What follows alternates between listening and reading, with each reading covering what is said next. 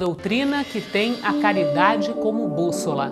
Uma filosofia que propõe a lei de causa e efeito como explicação para os males humanos. Uma ciência iluminada pela fé. Estamos falando do Espiritismo.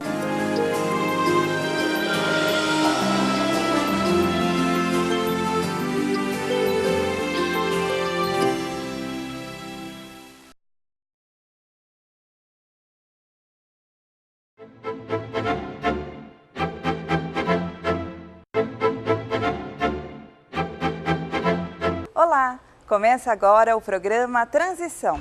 É com muita alegria que contamos mais uma vez com a sua audiência.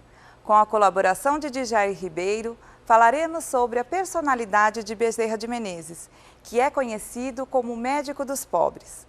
O filme Bezerra de Menezes, O Diário de um Espírito, com Carlos Vereza, Caio Blá, Nanda Costa, Lúcio Mauro e grande elenco, narra a história dessa personagem que foi um bom médico, um bom político e que contribuiu para a consolidação do espiritismo no Brasil. E é um fenômeno de público. Talvez seja uma resposta da sociedade que está cansada de assistir violência, sexo e desonestidade. Qual será a importância de Bezerra de Menezes para a humanidade? Como será que foi o despertar dele no mundo espiritual? Qual será o trabalho que o espírito Bezerra de Menezes desenvolve na Terra hoje?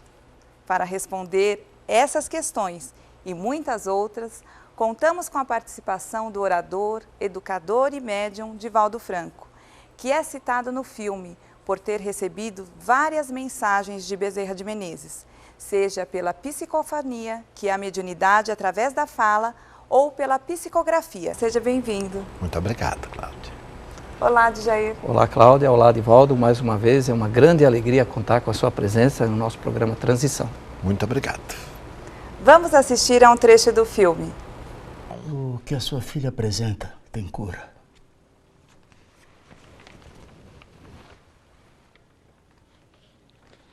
Doutor, o senhor me desculpe, mas eu não tenho um centavo de réis para comprar o medicamento.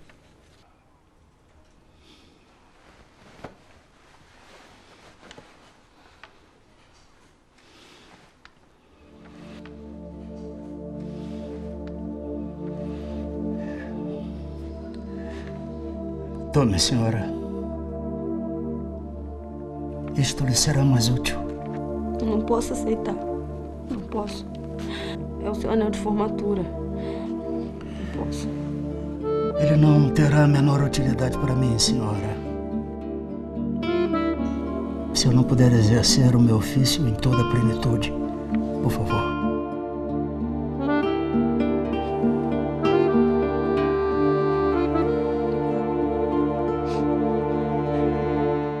Qual a importância de Bezerra de Menezes, na sua opinião?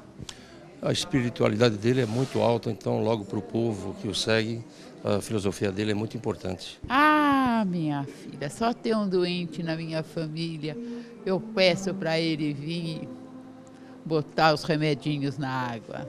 A importância de Bezerra é a integridade dele como homem e o berço que ele teve, que a gente pode observar na própria bibliografia dele, os ensinamentos que ele já pegou do pai dele, tá? Então a importância maior dele é ser o brasileiro que não se corrompeu por nada. São os atos dele, né? A maneira como ele foi fiel ao espiritismo, foi fiel à caridade, né? Que fora da caridade não há salvação. Bezerra de Menezes ele tem uma grande importância para mim, porque como cidadão, como humanista, ele soube levar ao Rio de Janeiro o verdadeiro valor da caridade, né? Tenho a obrigação de dizê-lo aos meus compatriotas. A nação está doente. As suas extremidades estão frias. E o coração não tarda. O filme demonstra que Bezerra de Menezes era extremamente inteligente e competente. Ele poderia ter enriquecido, mas ele preferiu dedicar a sua vida aos necessitados e ficou conhecido como médico dos pobres. Hoje em dia ele seria considerado até um tolo ou mesmo um lunático. Qual seria a importância de Bezerra de Menezes enquanto ele esteve aqui na Terra para a humanidade? Das mais significativas. O Dr. Adolfo Bezerra de Menezes Cavalcante realizou um dos périplos mais belos da cultura brasileira.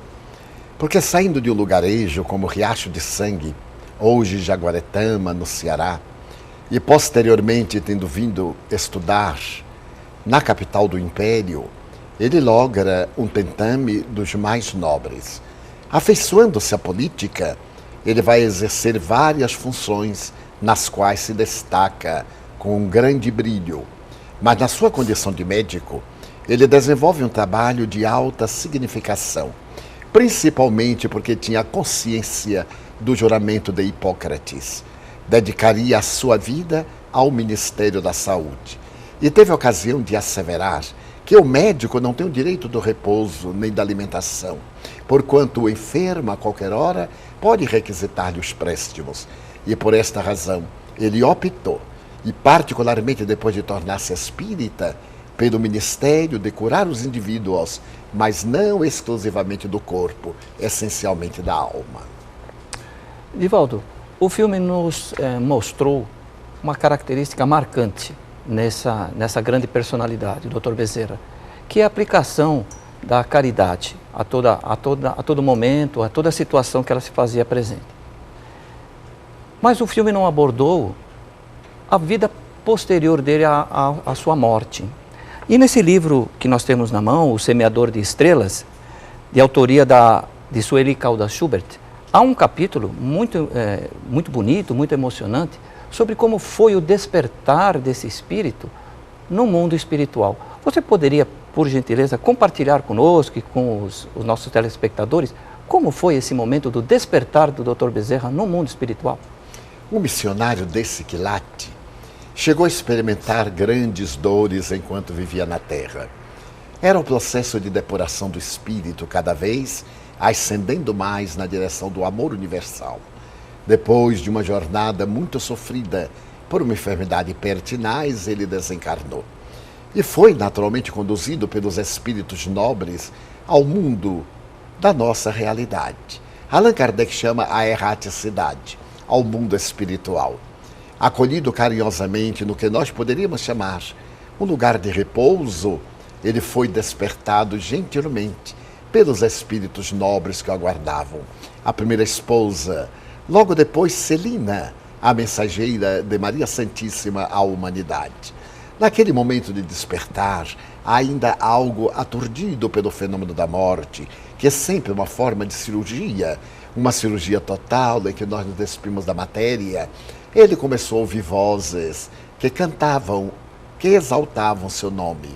E naturalmente surpreendido com aquilo, depois das emoções do reencontro, ele perguntou a Celina, mas o de que se trata? E ela, gentilmente, bela, irradiando a pulcritude do mundo espiritual, disse, venha comigo até aqui a sacada da janela. E levando com ternura a um convalescente recém-chegado à pátria da verdade, permitiu que ele visse uma praça imensa, arborizada, jardinada, onde milhares de espíritos estavam exultantes, homenageando-o, porque a notícia corrida no mundo espiritual, que naquele instante ele estava de volta. E ele perguntou surpreso, mas de quem se trata? De quem se trata essa multidão? E Celina respondeu, daqueles a quem o teu amor beneficiou. São mães que recorreram aos teus préstimos quando tu estavas na terra e atendeste com bondade e ternura aos seus filhos desesperados. São cônjuges, são aqueles beneficiários do teu amor, que agora estão exaltando-te na chegada do reino de Deus. As lágrimas nublaram os olhos. E ele então, muito modestamente, como era peculiar à sua grandeza de espírito, meneou a cabeça e disse, eu não mereço, eu não mereço. Esta é a recepção reservada aos seres angélicos. Mas naquele mesmo dia, depois do sepultamento, eis que ocorre um fenômeno muito singular na sede da Federação Espírita Brasileira no Grupo Ismael.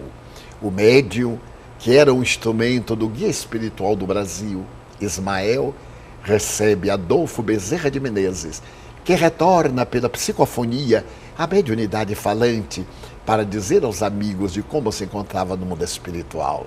À semelhança de Jesus, guardadas as proporções compreensíveis, era a ressurreição, a vida em abundância, dizendo que de acordo com como vivamos na terra, despertaremos no mundo espiritual, porque a morte não é nenhuma mensageira de transformações.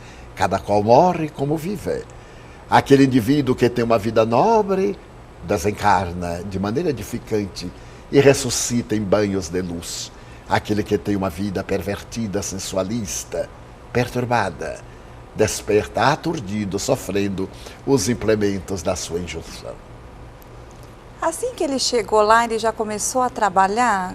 Como que foi o trabalho de Bezerra de Menezes lá no mundo espiritual?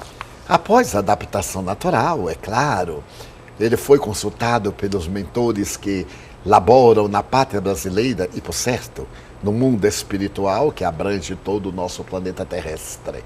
E considerando-se a sua folha de serviços, ele que tem uma trajetória espiritual muito larga, desde os tempos apostólicos, digamos que desde o século II, quando ele deu a vida por amor a Jesus e repetidas vezes, e ele optou por servir à nacionalidade brasileira, a qual muito ama, e graças a isso recebeu o aval das entidades nobres em nome de Cristo Jesus, o governador por excelência do planeta terrestre, para que continuasse aqui na psicosfera da pátria do Cruzeiro, atendendo às necessidades das criaturas, iluminando-lhe os caminhos, equacionando as suas dificuldades pela inspiração e, acima de tudo, conduzindo para uma visão otimista da vida, especialmente na área do serviço e do amor. E qual o trabalho que ele desenvolve hoje no mundo espiritual? Essas entidades venerandas, gosto muito de classificá-las desta forma, realizam atividades transcendentais que nos escapam na forma material.